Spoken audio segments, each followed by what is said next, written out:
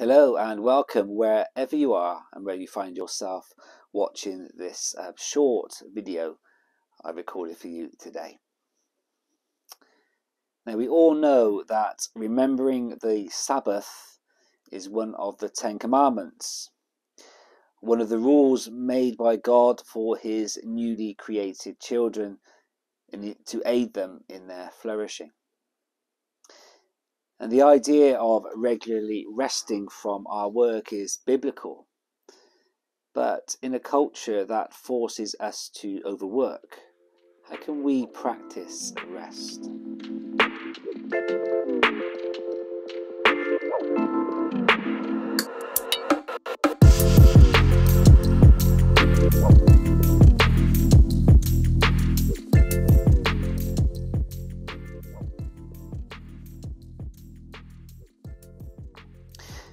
When I was at college training to be a Church of England minister, I had to attend a certain amount of residentials.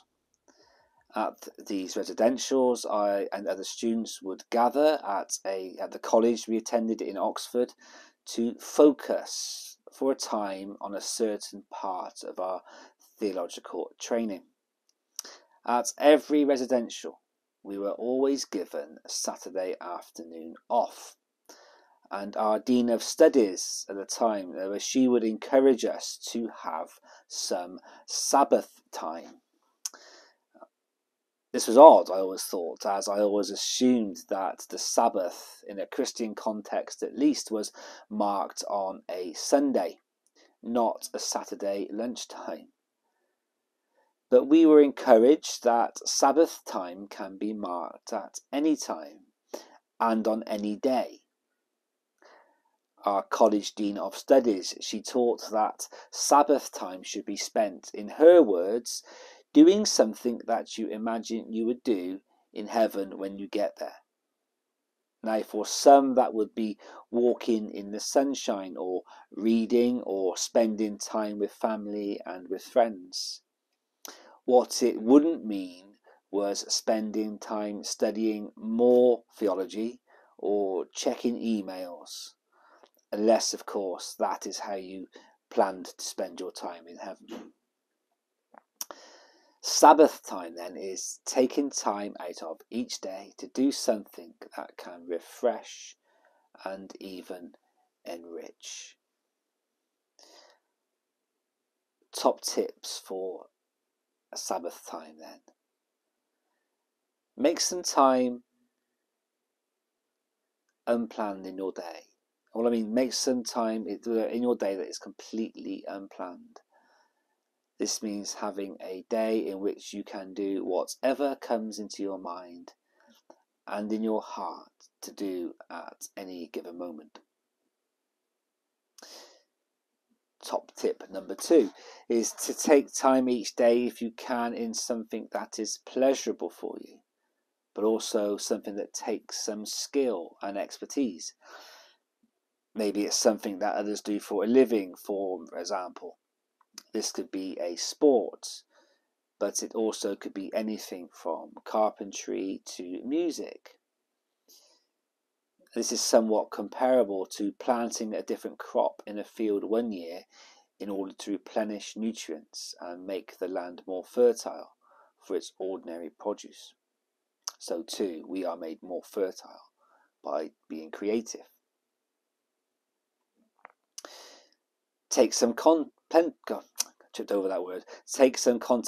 time. The Bible requires that we observe the Sabbath day with gathered worship, but that is not all we should do. Prayer, solitude, journaling, reading, and reflection are all crucial ways that we replenish our inward resting. We also need to take time to simply enjoy the beauty of God's world. The main thing to do with beautiful landscapes or great music or some other form of the arts is to take it in and say, this is so good. This refreshes and energizes in unique ways that the other forms of resting just do not. Another top tip is to take time to nurture relationships. This is time with your family, your friends, time to set aside to pay full attention to the most important people in our lives. And again, we see that this kind of time replenishes and nourishes us in ways that the others cannot. We are relational creatures made in God's image. Even strong introverts need both the affirmation and sense of being known that comes from close bonds and relational ties. Inject Sabbath time into our work, whatever work that might be. Some people are so given to overwork that even regular time off doesn't seem to keep them from being totally exhausted by the intensity of their working week.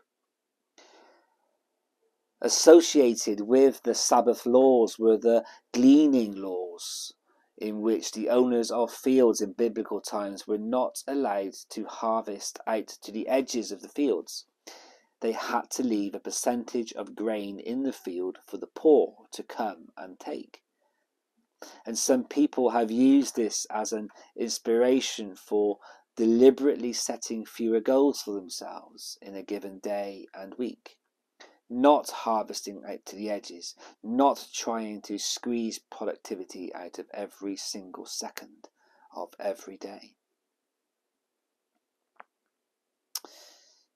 These forms of Sabbath do not need to be practiced in a wooden way with exactly the same amount of time for each. But none of these forms should be completely missing from our lives. So the message today is take stock. Honour your Sabbath time, whatever day or time of day that you mark it.